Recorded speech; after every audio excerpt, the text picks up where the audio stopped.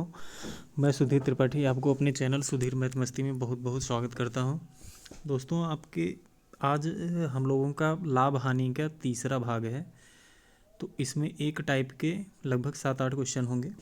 तो हम लोग क्वेश्चन को, पहला क्वेश्चन है, इसको आप पढ़िए। इसके बाद इसके बारे में हम थोड़ा सा समझते हैं। देखिए, सवाल में कह रहा है कि एक व्यक्ति 5 रुपये में 6 के भाव से पेंसिल खरीदता है। ये खरीदता है, इसको सही कर लीजिएगा, खरीदता है तथा 6 रुपये में 5 के भाव से बेचता है। उसका लाभ प्रतिशत बताएं। दोस्तों देखिए, जब भी आपके सामने ऐसा सवाल आए तो 5 रुपये में 6 के भाव से खरीदा, यानी कि एक सामान का कीमत कितना होगा, 5/6। जैसे मैं बता रहा हूँ दोस्तों, ऐसे ही करना है। एक सामान की कीमत कितनी हो जाएगी, 5/6। और याद करने का तरीका है कि एक सामान की कीमत अगर निकालना है तो रुपया हमेशा ऊपर रहता है, तो रुपया आप ऊपर रखिए। ज़िंदगी में भी रुपया सबसे ऊपर रहता है, तो उसको आप ऊपर कर दीजिए। ठीक, इतने में खरीदता है। अब 6 रुपये में 5 के भाव से बेचता है, तो यहाँ पे 6 रुपये ऊपर और नीचे 5 कर दीजिए। ठीक, अब आपको क्या करना है, नीचे 6 है और नीचे यहाँ पे 5 है, तो आप सामान को अपने हिसाब से ऐसा मानो कि जो 6 5 से कट जाए। हम लोगों ने मान लिया कि 30 सामान, आपने मान लिया कि 30 सामान खरीदा और 30 ही सामान यहाँ पे बेचा है। तो 30 सामान अगर खरीदा है, ये खरीदने वाला है और ये है आपका बेचने वाला। तो इसको कितना खर्चा आया होगा, 6×5 = 30, यानी कि 25 रुपये में इसने 30 सामान खरीदा होगा। और 30 सामान अगर बेचा है तो 6×36, यानी कि 36 रुपये में 30 सामान इसने बेचा होगा। तो इसको फ़ायदा कितने का हुआ दोस्तों, 11 का। तो पूछ रहा है कितना लाभ हुआ, तो 11 का लाभ हुआ। कितना क्रय मूल्य था, यानी कितने, 25 रुपये। 25 पे 11 का लाभ हुआ, कितना परसेंट हो जाएगा, 100% से आप गुणा कर दीजिए। 25 चौका 100, आपका आंसर कितना हो जाएगा, 11 चौक 44%। 44% का लाभ हुआ। चलिए दोस्तों, हम लोग अगले सवाल पर बढ़ते हैं। दूसरा सवाल है, 11 नींबू 10 रुपये में खरीदता है। तो वही काम करना है आपको, 10 रुपया ऊपर और 11 नीचे, यानी एक नींबू कितने में खरीदा है, 10/11 में। इसी प्रकार 11 रुपये में 10 नींबू बेचता है, तो 11 ऊपर, रुपया ऊपर हमेशा रखिएगा, सामान नीचे, नींबू खरीदता है। अब नींबू की संख्या आपको मानना है, तो आप 10 और 11, नीचे 10 है और नीचे 11 है, इनसे कटने वाली संख्या मान लो कि 110 नींबू खरीदा था। 11 दहम्मा 110, और 110 नींबू बेचा था। तो यहाँ पे इसका खर्चा कितना आया होगा, 11 दहम्मा 110, यानी 10 दहम्मा 100 रुपये। इसका खर्चा कितना आया होगा दोस्तों, 100 रुपये। और यहाँ पे इसकी कमाई कितनी होगी, 10 दहम्मा 100, यानी कि 10 से 0 0 0 कट जाएगा। यहाँ पे 11 का 11 करेंगे 121। अब आप बताओ, 100 रुपये खर्चा करके 121 कमा लिया, यानी कितने रुपए का फ़ायदा हुआ, 21 का। 21 का फ़ायदा हुआ है इसको 100 रुपये पे। कितना परसेंट हो जाएगा, 100% से आप गुणा कर देंगे, 100 से 100 कट जाएगा, यानी कि 21%। इसको फ़ायदा कितना होगा दोस्तों, 21%। चलिए दोस्तों, सेम सवाल है, अगला सवाल हम लोग देखते हैं। तीसरे नंबर का सवाल स्क्रीन पे आपके दिख रहा है। सेम सवाल है, बस थोड़ा सा चेंज किया गया है। तो खरीदता है 10, वही काम करना है आपको। 10 रुपये में 11 नींबू इसने क्या किया है, ख़रीदा है, और 11 रुपये में 10 नींबू इसने बेचा है। तो वही काम हम लोग करते हैं, 110 मान लेते हैं फिर से, नींबू की संख्या 110 मान लो यहाँ पे भी। तो यहाँ पे खर्चा उसका 11 दहम्मा 110, यानी खर्चा कितना आया, 100 रुपये का। और यहाँ पे आप काटोगे, 0 0 कट जाए, 11 करेंगे हम 121, यानी फ़ायदा कितने का हुआ, 21 का। वही पुराना सवाल रिपीट हुआ है, लेकिन हल्का सा चेंज है। 100, यानी कि 110 नींबू बेचता है तो इसको 21 रुपये का फ़ायदा होता है। लेकिन सवाल में दिया है कि 63 रुपये का अगर फ़ायदा लेना हो तो कितने नींबू बेचना होगा। भाई 21 रुपये का फ़ायदा हो रहा था इसको 110 नींबू बेचकर, तो 21 से अगर 63 रुपये का फ़ायदा लेना हो, यानी 21 तिहाई 63, तो भाई नींबू की संख्या भी 110 ना होकर ये भी 3 गुना ज़्यादा हो जाएगी। 3 शून्य 3, 1 कम 3 और 3 1 कम 3, यानी कितना हो जाएगा, 330 नींबू। ये सवाल थोड़ा सा आपका चेंज हो जाएगा। चलिए दोस्तों, हम लोग अगले सवाल पे बढ़ते हैं। चौथा सवाल है, एक व्यक्ति 34 रुपये में 8 की दर से संतरे खरीदता है। तो वही काम करिए आप लोग, रुपया ऊपर 34 रुपये में, 1 मिनट दोस्तों, 34 रुपये में इसने 8 संतरे खरीदा है। तो 34 रुपये में 8 संतरे खरीदेगा और 57 रुपये में 12 के हिसाब से बेच देगा। तो 57 ऊपर कर दीजिए, 57 12 के हिसाब से बेच देगा। टोटल संतरे की संख्या 12 और 8 से कटने वाला हम लोग मान लेते हैं कि 24 संतरा खरीदा था और 24 संतरा बेचेगा। तो अगर 24 संतरा खरीदा था तो इसका खर्चा कितना आया था? 8 से काटोगे 8 त्रिक 24, 3 चौक 12, 2 हासिल 1, 3 त्रिक 9, 1 10, 102 रुपये। यहाँ पे 12 दूनी 24 और 57 दूना 114। फ़ायदा कितने रुपए का हुआ? 12 रुपये का। समझ में आया? फ़ायदा कितने रुपए का हुआ? 12 रुपये का। लेकिन फ़ायदा 12 रुपये का नहीं चाहिए इसको चाहिए 45 रुपये का फ़ायदा। 12 से 45 कितना गुना ज़्यादा है? 45/12 गुना। इसका मतलब जो नींबू है 24 ना होके ये भी कितना नींबू होना चाहिए? 45/12 गुना। तो 12 से काट दोगे, 12 दूनी 24 और 45 गुणे 2 यानी कि 45 दूना 90। नींबू की संख्या कितनी होनी चाहिए? 90। चलिए दोस्तों, हम लोग अगले सवाल पे बढ़ते हैं। सवाल नंबर आपकी स्क्रीन पर दिख रहा है 5। अब देखिए दोस्तों, ये सवाल थोड़ा सा आपका चेंज हो गया।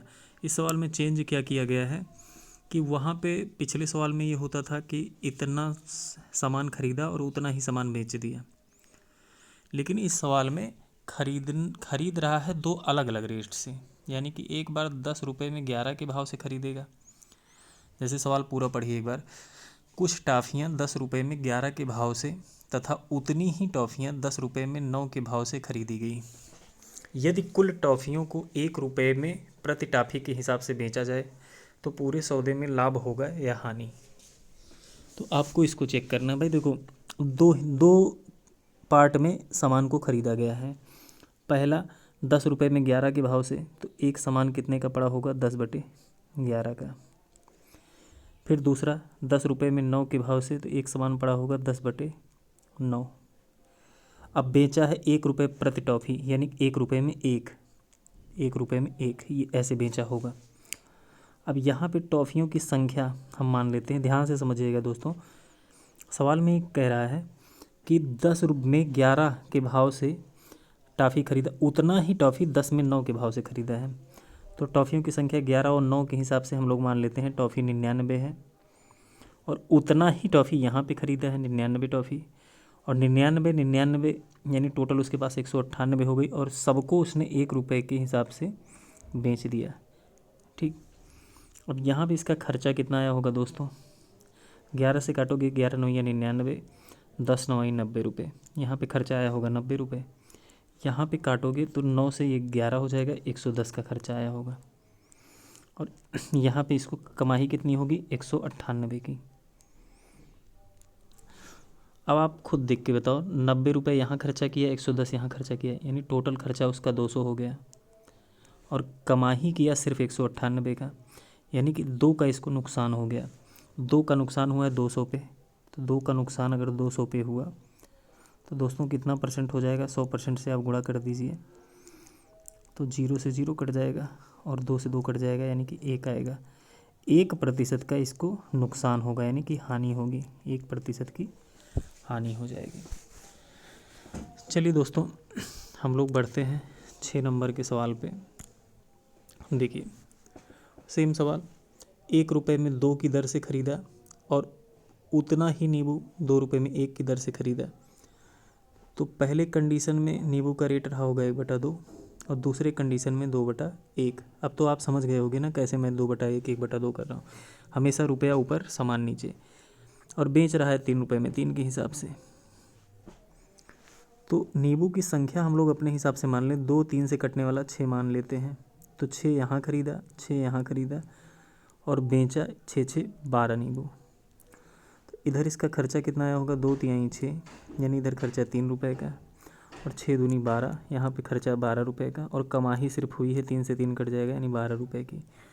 खर्चा किया दोस्तों 15 रुपये, कमाया 12 रुपये, यानी कि नुकसान हो गया इसको 3 का नुकसान हुआ है 15 पे।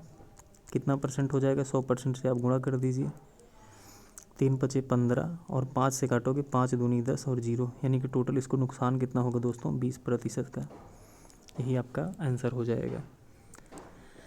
चलिए हम लोग अगले सवाल पे बढ़ते हैं।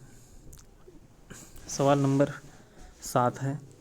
40 रुपये में 3 की दर से कुछ आर्टिकल ख़रीदता है और 60 रुपये में 5 की दर से कुछ आर्टिकल ख़रीदता है। तो भाई 60 रुपये में उतना ही आर्टिकल ख़रीदता है, यहाँ पे उतना कर लीजिएगा। तो आप बताइए 40 रुपये में 3, ये पहली कंडीशन में इस हिसाब से आर्टिकल ख़रीदा, दोबारा 60 रुपये में 5 के हिसाब से ख़रीदा और पूरा बेच दिया इसने 50 रुपये में 3 के हिसाब से। सवाल पढ़िएगा आप लोग, देखिएगा। तो यहाँ पे हम आर्टिकल ऐसा मानते हैं जो 5 और 3 से कट जाए। हम मान लेते हैं कि 15 आर्टिकल यहाँ ख़रीदा, 15 आर्टिकल यहाँ ख़रीदा, टोटल इसके पास हो गए 30 आर्टिकल। तो यहाँ पे खर्चा इसका कितना आया होगा, 3 से काटोगे 3 पचे 15, यानी कि 200 रुपये का। यहाँ खर्चा कितना आएगा, 5 3 15, 5 से कट जाएगा 3 और 3 6 18, 180 का खर्चा आएगा और 3 से 3 दहम 30, यानी कि इसकी कमाई कितनी होगी, 500 की। अब दोस्तों आप बताओ कि दुकानदार ने 200 और 180 यानी 380 रुपये का खर्चा किया और कमाया 500, यानी कि 120 रुपये उसने लाभ कमाया। लेकिन सवाल में आपके बोला है 120 लाभ नहीं कमाया है, कमाया है कितना, 2412 रुपये। 120 से 2412 कितना गुना होगा, इसको हम लोग काटते हैं। 120 है, 12 से काटोगे 12 एक कम 12, यानी कि 10 हो जाएगा। 12 से इसको काटोगे तो 12 दूनी 24, 0 और 12 एक कम 12। 10 से 201 कितना गुना है दोस्तों, 201/10 गुना। कितना गुना निकल के आएगा, 201/10 गुना। तो इसका मतलब आर्टिकल की संख्या 30 ना होके ये भी 30 ना होके ये भी 201/10 गुना होगी। तो 0 से 0 कट जाएगा, 3 से 201 में गुणा करोगे तो ये कितना आएगा, 603। तो यानी आर्टिकल की संख्या आपकी दोस्तों कितना निकल के आएगी, 603। यही आपका आंसर हो जाएगा, 603। चलिए दोस्तों हम लोग अगले सवाल पे बढ़ते हैं। अगला सवाल है आपकी स्क्रीन पर। हाँ, अगला सवाल है आपकी स्क्रीन पर। एक कपड़ा विक्रेता, सवाल देखिए दोस्तों, ये बहुत बार पेपर में पूछा जाता है और बहुत ही आसान सवाल होता है, लेकिन क्या होता है कि थोड़ा सा कन्फ्यूजन की वजह से सवाल गलत हो जाता है। देखिए अब मैं जैसे बता रहा हूँ यही ट्रिक आप दिमाग में बना के रखिएगा। एक कपड़ा विक्रेता है, 33 मीटर कपड़ा बेचता है और 11 मीटर कपड़े के बिक्री मूल्य के बराबर लाभ होता है, तो उसका लाभ प्रतिशत बताना है। तो सवाल में जहाँ पे लिखा रहता है कि 11 मीटर कपड़े के बिक्री मूल्य के बराबर लाभ होता है, यानी 11 मीटर के कपड़े के बिक्री मूल्य के बराबर लाभ होता है, तो जो ये 33 है ये हो जाता है विक्रय मूल्य, यानी विक्रय मूल्य कितना हो जाएगा, 33। और लाभ हुआ है इसका कितना, 11।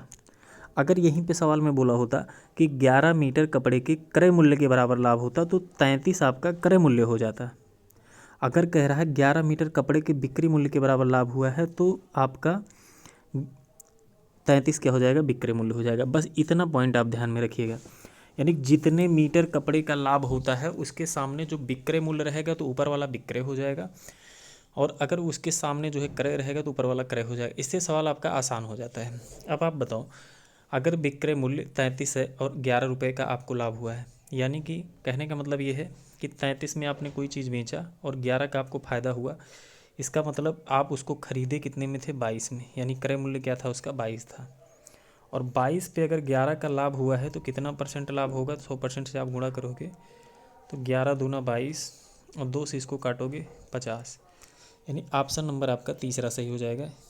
ठीक, अब अगला क्वेश्चन हम लोग देखते हैं। अगला सवाल है आपके स्क्रीन पर कि 21 चीज़ों को बेचने पर हुई हानि 3 चीज़ों के विक्रय मूल्य। अब देखो ये विक्रय मूल्य, इसके आगे आ गया है 3 चीज़ों के विक्रय मूल्य के बराबर, तो 21 क्या हो जाएगा आपका विक्रय मूल्य हो जाएगा। तो वही काम करना है, विक्रय मूल्य आपका कितना हो जाएगा 21, विक्रय मूल्य हो जाएगा 21। और हानि हुई है, अब की बार ध्यान से समझिएगा, हानि हुई है कितने की, 3 सामान का। अब आप बताओ, अगर आपने 21 रुपये में कोई चीज़ बेच दिया और 3 का आपको नुकसान हो गया, इसका मतलब उसको आप 24 में लाए थे, तभी तो 3 का नुकसान हुआ होगा 21 में बेचने पर। तो उसका क्रय मूल्य कितना हो जाएगा 24। 24 पे 3 का नुकसान कितना परसेंट हो जाएगा, 100% से आप गुणा कर दीजिए। 3 से काटोगे, 3 8 24, यानी 1/8। और दोस्तों मैंने डायरेक्ट आपको बताया 1/8 कहीं दिख जाए तो इसका मतलब होता है 12.5%, यानी इसको हानि कितने की हुई होगी 12.5%। Option number 3। चलिए दोस्तों, इसी के साथ हम अपना वीडियो समाप्त करते हैं। धन्यवाद। आप अपने दोस्तों को ज़्यादा से ज़्यादा शेयर करिए और उनको सब्सक्राइब करने के लिए बोलिए। धन्यवाद।